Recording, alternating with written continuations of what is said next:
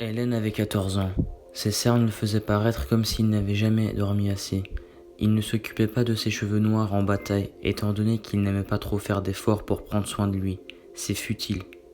Sa place est au fond de la salle de classe, près de la fenêtre. Il est toujours assis ici à dessiner tranquillement comme si c'était tout pour lui. Il n'aime pas vraiment se socialiser, c'est un solitaire. Après l'école, il y avait quelqu'un qui s'était fait pousser par terre. C'était Tom. Il est toujours victimisé, pas parce qu'il avait fait quelque chose de mal, mais seulement car les gens autour de lui ne l'appréciaient pas. Ce genre de choses arrivait souvent et Hélène y était habituée. Bien qu'il se sentît mal pour Tom, il ne voulait pas s'en mêler, car c'est assez ennuyeux. Pendant la récréation, Judy dit tout en cherchant qu'elle a perdu sa montre. Hélène décidait de ne pas l'aider vu que ça ne le concerne pas. Mais soudainement, quelqu'un vit quelque chose qui brillait dans le sac d'Hélène. C'est quoi ça dit Ban, en mettant sa main dans le sac et en tirant une montre incrustée de faux diamants.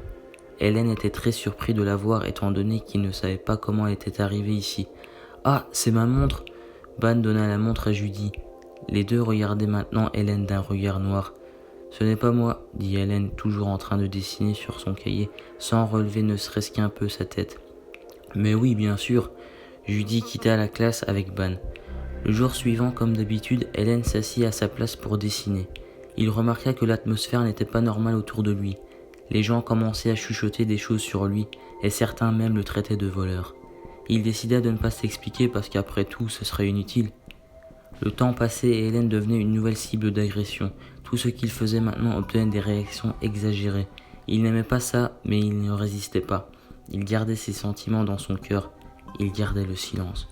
Jusqu'au jour où Ban vint le voir et lui arracha des mains son cahier, avec ses dessins pas encore finis dessus. Encore ces trucs sans arrêt, dit Ban en arrachant quelques pages de dessin, les déchirant en morceaux. En voulant voir la réaction d'Hélène, à ce rythme les sentiments qu'il cachait allaient surgir. Il frappait Ban d'un coup de poing dans la tête et commença à se battre.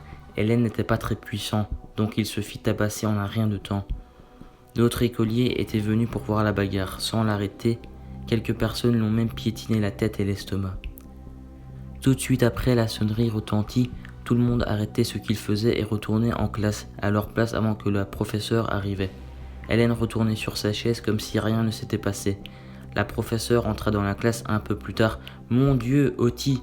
le nom de famille d'Hélène. « Que s'est-il passé ?» Hélène avait tellement de bleu visible sur lui que la maîtresse le remarqua directement en entrant dans la salle. Tout le monde se tourna pour le regarder, attendant de lui une réponse tout en le regardant sombrement d'un air meurtrier. « Je tombais dans les escaliers, madame, » répondit Hélène voyant les regards disparaître. En rentrant à la maison, ses parents lui ont également demandé ce qu'il s'est passé, et il a répondu la même chose. La veste bleue qu'il porte couvre tous ces bleus qui ne sont pas sur sa tête. Ses parents le crurent sur parole. Habituellement, quand ses parents lui demandent comment s'était passé l'école, il répondait toujours bien. Il leur mentit même en disant s'être fait plein d'amis. Vivant gaiement chaque jour, Hélène refusait de dire à ses parents la vérité. Il ne voulait pas que ses parents s'inquiètent pour lui. Quelques mois plus tard, il s'était habitué aux critiques et se faire frapper et humilier était un événement normal pour lui. Il était complètement immunisé à ce genre de choses maintenant. Qui l'avait piégé au début? Pourquoi le coupable a-t-il fait ça? Tout cela n'importait plus désormais. Plus rien n'est important maintenant. Salut, tu es là? Hélène recevait un message d'une personne inconnue sur Facebook. Qui es-tu? Répondit-il. Je suis Tom, je suis dans ta classe.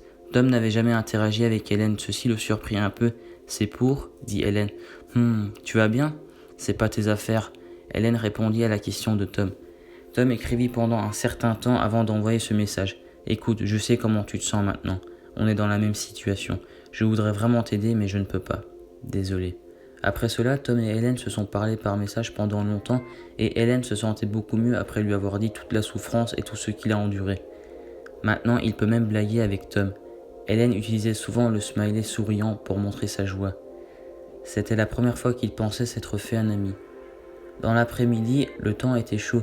Viens me voir sur le toit après la première heure de cours de l'après-midi. On doit parler, me demande pas pourquoi, dit Tom par texto hier soir. Hélène suivit les instructions et rencontra Tom sur le toit.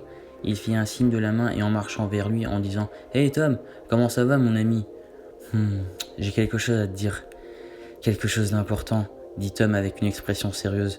« Tu te rappelles de l'incident du vol de montre? Comment Hélène pourrait-il l'oublier? C'était à cause de ça qu'il avait commencé à souffrir. Hélène acquiesça pour dire qu'il s'en rappelait. J'étais le coupable. Tom baissa les yeux terrifiés à l'idée de regarder Hélène dans ses yeux. Quoi? Hélène était choquée. J'ai volé la montre de Judy et je t'ai fait passer pour le coupable. Pourquoi t'as fait ça? Maintenant que tu es la nouvelle victime, ma vie est tellement plus heureuse. Tom sourit niaisement. C'est vrai, quand tout le monde décide de victimiser Hélène, ils n'embêteront plus Tom. Il est comme un jouet délaissé. Pour lui, c'était parfait. Le temps qu'il était silencieux, il serait capable de vivre sa scolarité sereinement. Il avait réussi.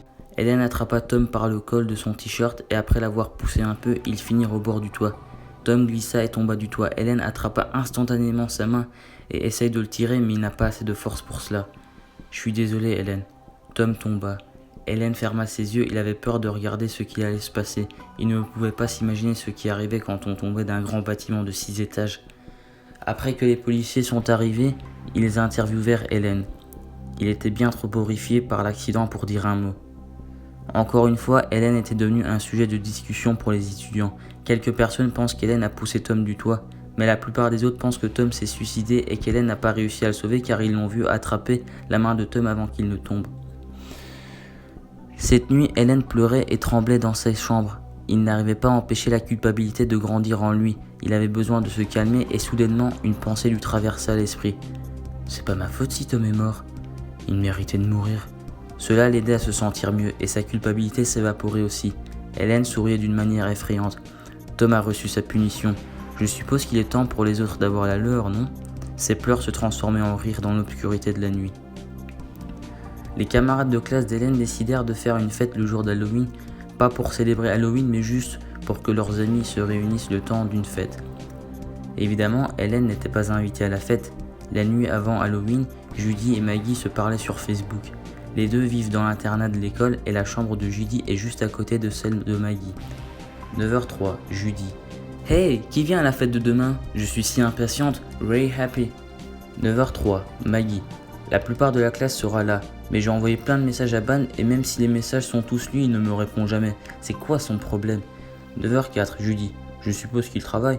9h06, Maggie. Il se passe des choses bizarres. Depuis quelque temps, j'entends des bruits de pas qui viennent de ma porte.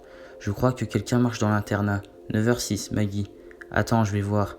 Maggie vit quelque chose d'inhabituel à travers la serrure de la porte. 9h07, Maggie. Oh mon Dieu, il y a un gars dehors. Il porte un masque et une veste bleue et il a un couteau et il est plein de sang. 9h07, Maggie. Putain, il tape sur ma porte là. 9h08, Maggie. Mon Dieu, mon Dieu, mon Dieu, mon Dieu. 9h08, Judy. Calme-toi et essaie de trouver une arme ou n'importe quoi. 9h08, Judy. Essaye de te protéger. 9h09, Maggie. Il essaie de nous tourner la poignée, mais heureusement je l'ai fermé à clé. 9h09, Maggie. J'ai peur. 9h09, Judy. Maggie. 9h09, Maggie. Qu'est-ce que je dois faire? 9h09, Judy. Maggie, écoute. 9h09, Maggie. Sauve-moi. 9h09, Judy. Maggie. Calme-toi. 9h09, Judy. Maggie. 9h10, Judy. Maggie. 9h10, Judy. T'es là? Les messages étaient marqués comme lus, mais Judy ne voyait pas de réponse. Soudainement, Judy entendit la porte de sa chambre s'ouvrir. Au moment où elle se tourna, elle sentit une souffrance horrible dans son estomac. Une personne couverte de sang portant un masque ainsi qu'une veste bleue était entrée dans sa chambre et l'avait poignardée. Cette nuit-là, tous les étudiants qui étaient dans l'internat ont été tués. Personne ne sait comment le tueur a fait. Le meurtrier a utilisé le sang de ses victimes pour peindre les murs. La plupart des peintures représentaient le même smiley, le smiley souriant. Un bon nombre de cadavres ont été émincés et écrabouillés, probablement pour avoir plus de pigments. Hélène Otis, le coupable est toujours en fuite. Dans le salon de discussion où Judy et Maggie se parlaient, un message avait été écrit pour répondre au premier message de Judy de 9h03. 11h15, Judy. Ne sois pas si impatiente pour demain, car il n'y aura pas de demain, avec le smiley souriant.